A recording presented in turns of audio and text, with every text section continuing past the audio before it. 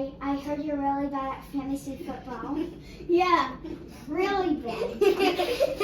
Yeah, really bad. Stop! Can I eat this? Yes. Yes, you can.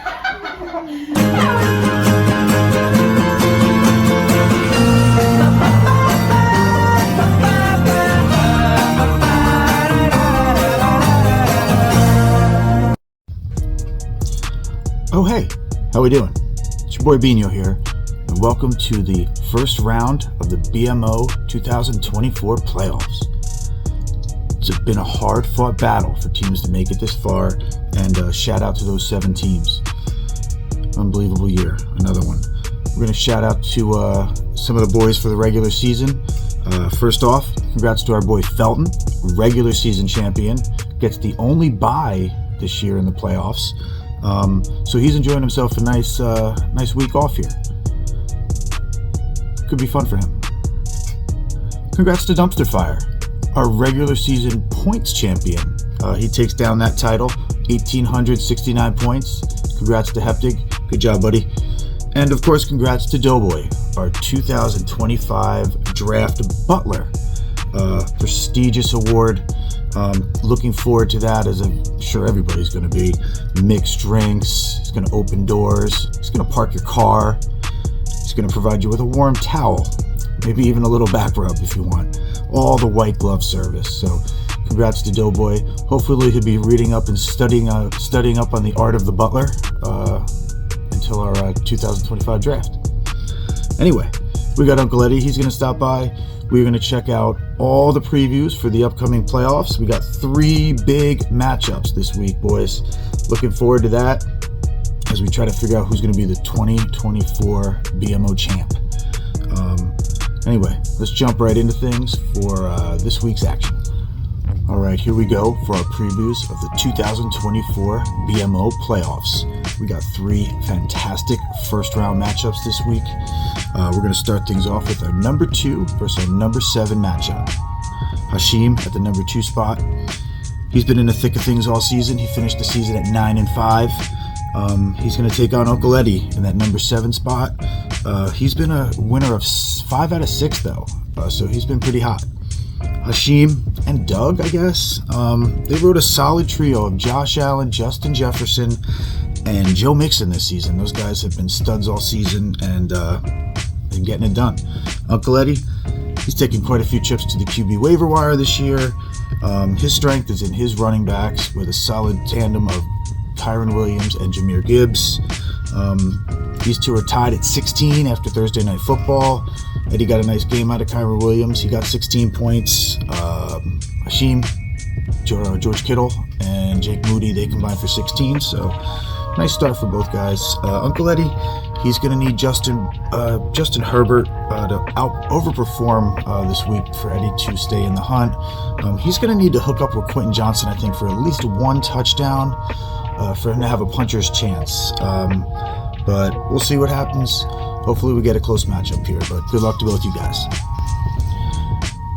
After a 6-0 start on the season, it's been a bit of a struggle for Lando Calrissian, who did finish the season at 9-5.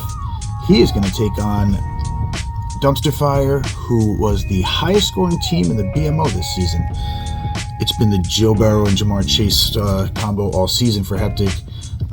Also, he's got Brock Bowers, who has turned out to be the tight end to have on draft day this year. Fantastic rookie season for him. After some big games early from Derrick Henry and A.J. Brown early in the season, it's been a bit of a struggle for Lando these last couple weeks. He's going to need to show up this week against Heptic, who has quite a few key players in plus matchups. This should be a pretty competitive one, though. I see this going down to the players on Monday night. We got Brock Bauer, we got Darnell Mooney on Monday night, maybe DeAndre Swift, I don't know, but we'll see what happens. Good luck to you, Haptic.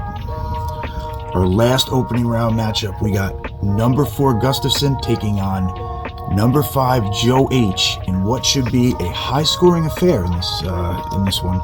It seems like different guys every week for Joe H at wide receiver. He's been tinkering with that lineup.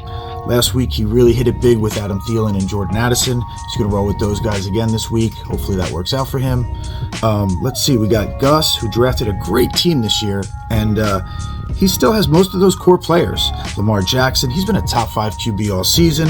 Chase Brown has been probably the mid-round draft steal, probably an early second-round pick in 2025. So Thursday Night Football, Gus came out. He had Puka, probably the only bright spot in that awful game. He had 7 catches for 95 yards, 12, almost 13 points. Debo, though, awful again. He dropped an easy touchdown in this one that would have really been a big boost for Gus's game. So he got about 19 points out of that one. Certainly nothing great, but look for a big game from Tua for Joe H this week, which I think is going to be a difference maker. I do like Joe H to get the win this week by less than 5 points. But good luck to you guys.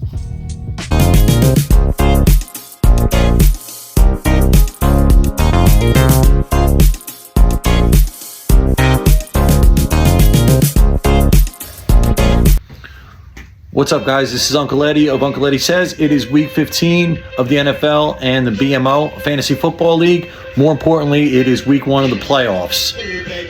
Before I get into anything, we're really going to have a little talk about my supply budget. As you can see, I'm using this shitty Harbor Freight duct tape that is barely sticking because it's so fucking cold. I really am having a hard time working under these conditions. On to the playoffs. Game number 1. Myself and Hashim. Hashim has Josh Allen playing Detroit this week. Obviously, that's about as good as it gets for a quarterback matchup. I have Gibbs and Williams at running back. That's probably the best in the league. Moving on to wide receiver. Hashim has Justin Jefferson. I have Zay Flowers. Obviously, that nod goes to him. Our other wide receivers are middle of the road, but I'm giving that one to him. He's got George Kittle. David Njoku's might not even play this week, so I got to give that nod to him. I probably have the only kicker in the league that matters this year with Boswell, and my defense is better than his. I'm going to take myself just because I have to, but truth be told, Hashim's going to most likely win this matchup. All right, guys, so for Heptig and Beam, moving on to game 2. Heptig seems very good. Top scorer in the league. Almost missed the playoffs, but got in, and I think he's a force to be reckoned with. He's my favorite to actually win the whole thing. Joe Burrow is obviously gets the nod over Jordan Love.